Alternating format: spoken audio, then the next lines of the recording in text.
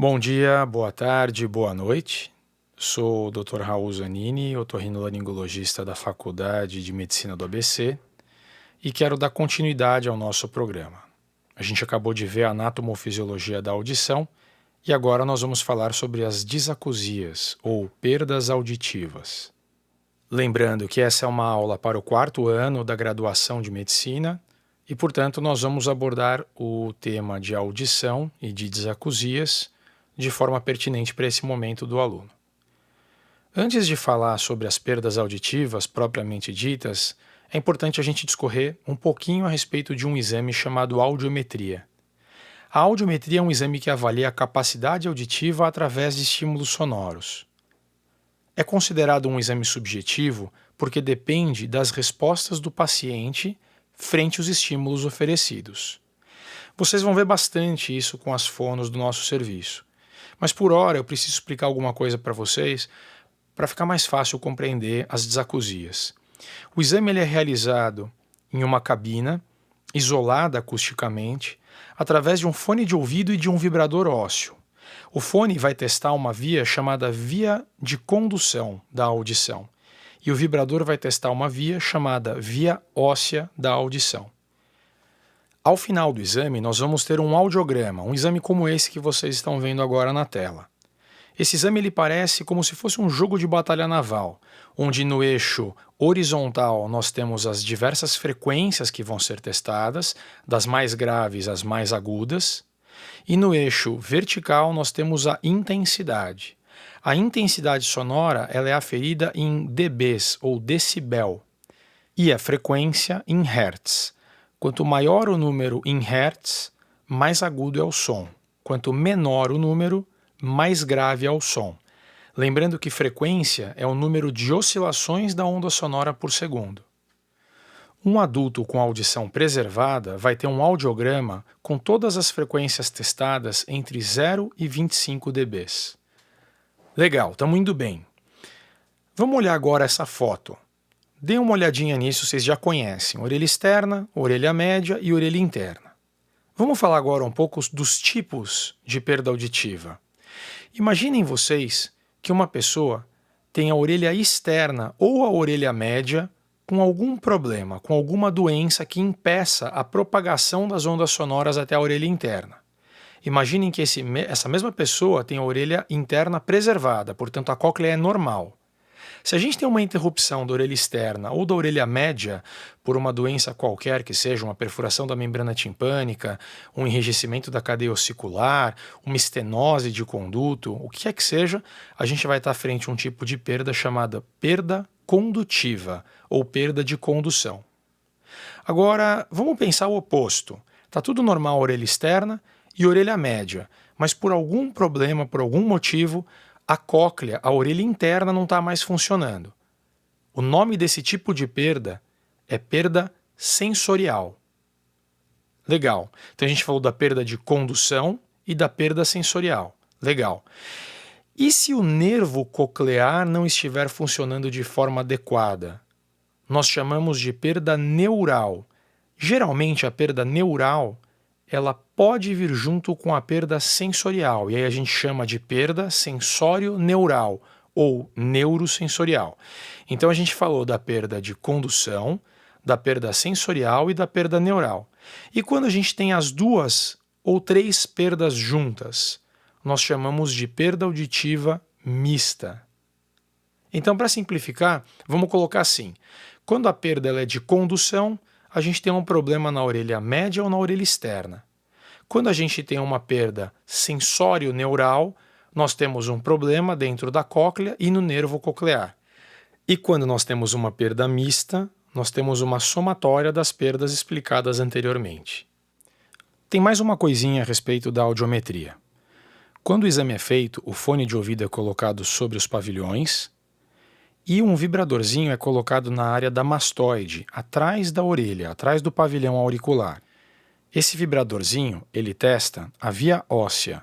Através da vibração, o som ele é conduzido diretamente para o interior da cóclea. Para você entender isso, faz um teste. Faz assim, tampa o ouvido esquerdo com a mão esquerda, tampa bem. Agora, com o dedo indicador direito, dê umas batidas na área da mastoide, atrás da orelha. Você vai ouvir as batidas sendo dadas nitidamente por dentro do ouvido. Nós chamamos isso de via óssea. Já a via aérea, ela vai ser testada pelos fones de ouvido. O alto-falante do fone vai vibrar o ar vibra a membrana a cadeia ossicular e o som vai ser entregue na janela oval pelo estribo. Nesse momento ele vai ganhar a orelha interna.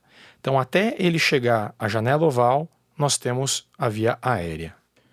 Fiquem tranquilos, eu vou explicar agora as patologias e vai ficar mais fácil de entender tudo isso que eu coloquei até agora, mas é importante vocês começarem a se familiarizar com esses termos. Então vamos lá. As disacusias condutivas ou perdas auditivas de condução. Aqui tem uma série de exemplos nesse slide de perdas de condução que são bem reais para a gente no dia a dia da profissão. Doenças inflamatórias da orelha externa, rolha de cerume, corpo estranho, malformação congênita e todos esses que eu vou explicar para vocês mais à frente. Notem que todos eles são problemas ou de orelha externa ou de orelha média. Vamos lá então, vamos começar com as doenças inflamatórias. Um bom exemplo de doenças inflamatórias gerando perda condutiva é a otite externa aguda. A otite externa aguda é um processo inflamatório agudo na orelha externa, na pele do meato acústico externo, que acontece mais comumente pelo contato de água do mar ou de piscina com o conduto auditivo.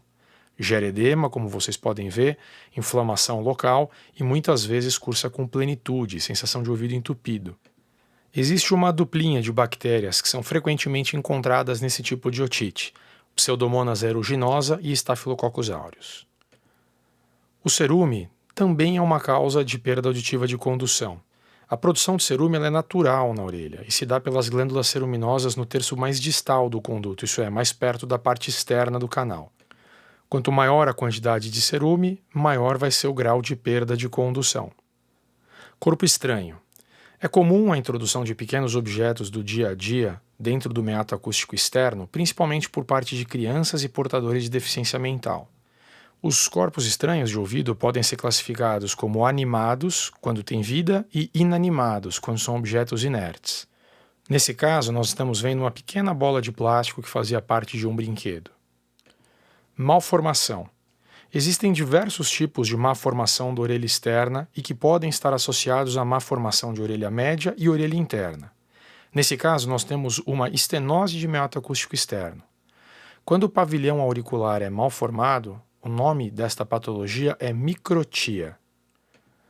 Otite média serosa. A otite média serosa ou otite média secretora é um tipo de inflamação da orelha média que gera o acúmulo de um líquido estéril retrotimpânico dentro da cavidade timpânica. Esse acúmulo se dá por uma alteração do funcionamento da tuba auditiva. Vocês podem observar que atrás da membrana, na parte inferior, existe um aumento da vascularização e como se houvesse um acúmulo de líquido citrino atrás da mesma.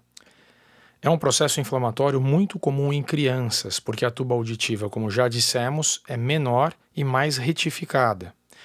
Vamos observar esse vídeo. Com uma ótica de 70 graus, mirada para cima, nós estamos introduzindo pela boca do paciente, uma criança de 4 anos.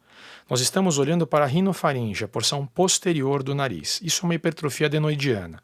Nas setas, vocês estão vendo os ósteos faríngeos da tuba auditiva. Veja o que tem de secreção acumulada em cima dos mesmos e até um tecido linfóide peritubário. Isso gera obstrução da tuba auditiva, consequentemente otite média serosa. No próximo vídeo, nós vamos ver um quadro de rinocinusite aguda em um adulto. Por que eu selecionei esse vídeo? Eu quero que vocês vejam a quantidade de secreção esverdeada que vem do meato médio esquerdo, essa é uma fossa nasal esquerda, e a hiperemia e edema de mucosas. Quando nós vamos lá para trás, para a parede posterior do nariz, nós vemos a secreção em cima do ósteo faríngeo da tuba auditiva visto por dentro do nariz. Qualquer fator obstrutivo da tuba auditiva, seja ele transitório ou não, pode gerar a otite secretora. E como é esse líquido que fica acumulado atrás da membrana? Então eu selecionei esse vídeo para vocês verem, um intraoperatório de uma cirurgia chamada miringotomia para colocação de tubo de ventilação, na qual nós fazemos uma incisão anterior-inferior na membrana timpânica e aspiramos parcialmente o conteúdo que existe retrotimpânico. O nome desse conteúdo é glue ear, cola da orelha. Otite média crônica. A otite média crônica é definida como a presença de processo inflamatório de mucosa da orelha média que dura mais de 3 meses e é acompanhado por secreção retromembrana timpânica que pode estar intacta ou não.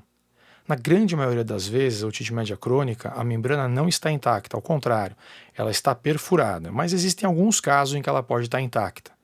Nesse vídeo, nós vemos uma otite média crônica com uma perfuração antero-inferior, é um ouvido direito, e lá em cima, póstero-superior, nós vemos uma grande área de erosão da parede posterior do conduto, sem presença de otorreia. No entanto, uma membrana timpânica bastante doente. É natural entender que ela não vai ter uma boa condução de estímulos sonoros. Esse vídeo é muito interessante. É um ouvido esquerdo e nós estamos vendo póstero-superior uma área de bolsa de retração importante com erosão do ramo longo da bigorna. Trata-se de um colesteatoma. O colesteatoma é uma lesão de tecido epidérmico e conjuntivo, usualmente em formato cístico e que tem uma produção exacerbada de queratina. É como se fosse o crescimento de pele no local errado. Essa pele produz enzimas osteolíticas e que vão destruindo a orelha média, a cadeia ossicular e o osso temporal, podendo gerar até complicações mais severas. Já nesse vídeo, nós vemos a evolução de um colesteatoma. O colesteatoma de ouvido direito, ele se desenvolveu de forma tão agressiva que ele fez o que a gente chama de automastoidectomia. Você vê uma cavidade, na verdade, estava cheia de cera e de restos de debris de pele. Esse é o canal semicircular lateral. E nós removemos tudo isso e, para nossa surpresa, nós tínhamos esse aspecto. Então ali está um pedaço do conduto com a membrana timpânica, à direita, e à esquerda nós vemos toda a mastoide exposta e aberta devido ao próprio colesteatoma. Parece até que o paciente foi operado. Glomos. Os tumores glômicos do osso temporal, ou quemodectomas, são paragangliomas não cromafins com origem nas células dos quimiorreceptores localizados ao longo do 9º e 10º pares cranianos, no bulbo da jugular. Eles são os tumores benignos mais comuns do osso temporal, mas apresentam uma variação de comportamento importante, podendo malignizar, em até 3% dos casos. Observem através da membrana timpânica como é possível ver o tumor glômico pulsando retromembrana timpânica. Nesse caso em especial, o tumor era proveniente do nervo de Jacobson, no promontório coclear. A otosclerose é uma osteodistrofia limitada ao osso temporal, caracterizada pela aparição de focos de reabsorção e neoformação óssea. Decorrente desse fenômeno, o estribo vai se fixar na janela oval e vai dificultar a passagem das ondas sonoras para o interior da orelha interna. Inicialmente, a doença acomete a cápsula óptica, que é uma capa de osso duro que envolve o labirinto. Com o passar do tempo, essa doença pode invadir o interior da cóclea e gerar um tipo de perda mista. A fisiopatologia dessa doença ainda não é totalmente esclarecida, assim como uma porção de doenças de orelha média e orelha interna. Antes da gente passar adiante e falar das disacousias sensoriais ou perdas auditivas sensorio-neurais, eu gostaria só de lembrar, fazer uma menção da otite média aguda, que também causa perda de condução durante a sua vigência. É uma infecção aguda causada por vírus ou bactérias que ocorre na orelha média. Pelo acúmulo de secreção e inflamação da membrana timpânica, isso também gera uma perda de condução naturalmente. Vamos adiante então. Aqui eu estou citando algumas perdas sensoriais que são as perdas mais comuns que a gente vê no dia a dia. Presbiacusia, trauma acústico, perda auditiva induzida por ruído e outras. Vamos falar um pouquinho delas também. Presbiacusia. A presbiacusia é a deficiência auditiva que aparece com a idade, por alterações degenerativas, quer sensoriais ou por atrofia das células ciliadas e de sustentação do órgão de corte. Ela se inicia aproximadamente entre 40 e 45 anos de idade e progride lentamente. Tem um caráter familiar importante também. A curva audiométrica se caracteriza por perda de audição de sons agudos inicialmente. Não se esqueçam que agora a gente está falando de perda auditiva decorrente de lesão dentro da orelha interna, cóclea e ou nervo coclear. Vamos lá. O trauma acústico caracteriza-se por uma lesão causada por trauma sonoro intenso e repentino, como uma explosão, por exemplo. A degeneração irreversível das células ciliadas e das células de sustentação do órgão de corte. A orelha humana ela é capaz de tolerar sem prejuízo alguns ruídos com uma intensidade de até 85 dB. Porém, se a exposição for contínua durante 6 a 8 horas por dia nesse nível ou superior, Principalmente em indivíduos predispostos, nós estamos falando da perda auditiva induzida por ruído, ou PAIR. Na perda auditiva induzida por ruído, então, nós temos uma exposição prolongada ao ruído, e depende da intensidade versus o tempo de exposição. Já no trauma acústico, nós temos a exposição de curta duração a um ruído de forte intensidade, trauma acústico. Ototoxicose. Alguns medicamentos, dependendo da dose e da predisposição individual do paciente, podem gerar perda auditiva irreversível.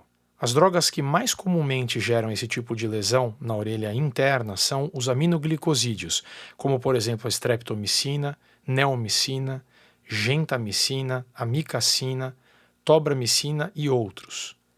Alguns outros remédios podem ocasionar ototoxicidade, porém com menos intensidade do que os aminoglicosídeos. Seriam eles a eritromicina, o cloranfenicol e a polimixina B. Também temos alguns agentes quimioterápicos ou antineoplásicos, como a cisplatina, que também podem gerar esse tipo de perda. Surdez súbita. A surdez súbita ainda é um desafio diagnóstico e terapêutico.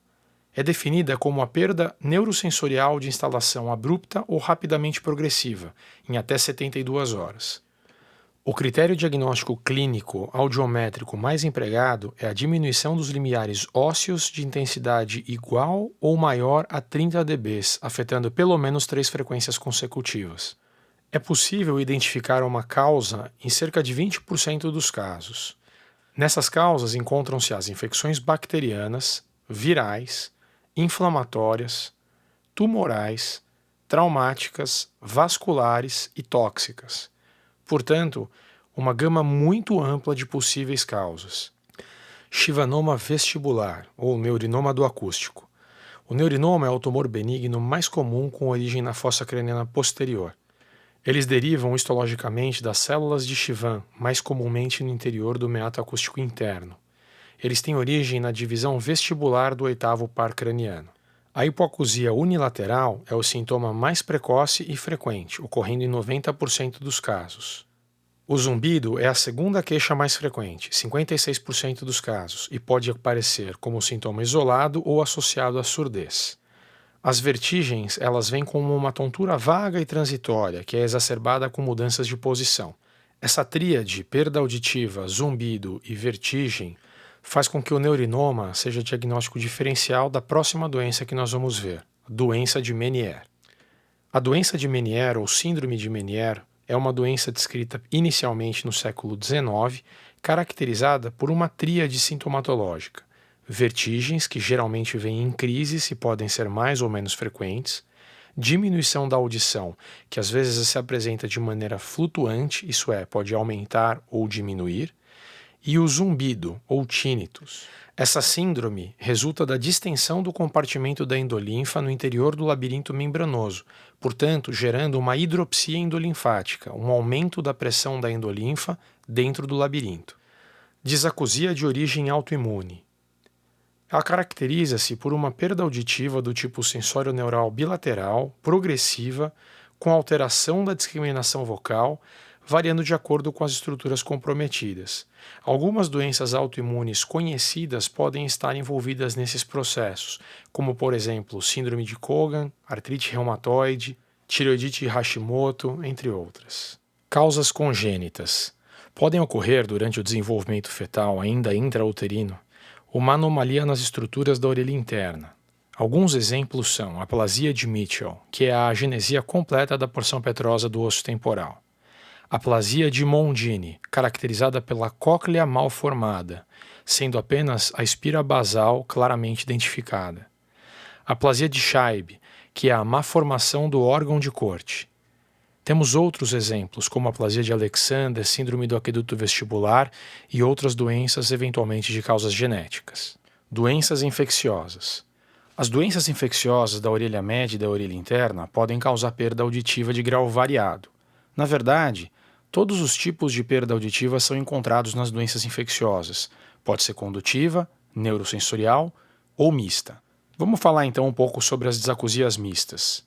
otite média crônica, doenças otológicas associadas, por exemplo, um paciente com presbiacusia associado a uma rolha de cerume. Ele vai ter na presbiacusia a perda sensório-neural e na rolha de cerume a perda de condução, caracterizando, portanto, uma perda mista. Otite média crônica colesteatomatosa, tumores como glomos, otosclerose, enfim.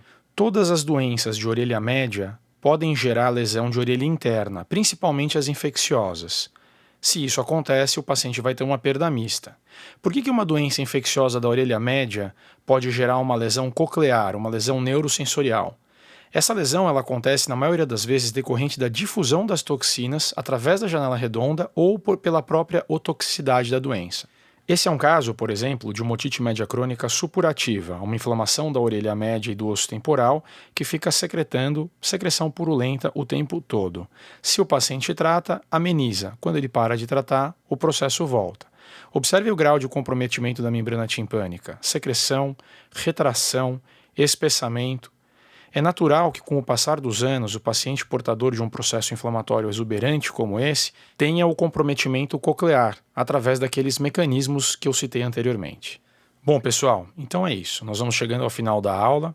Recapitulando, nós falamos dos principais tipos de perda auditiva e eu tentei colocar uma série de doenças do nosso dia a dia dentro de cada tipo de perda.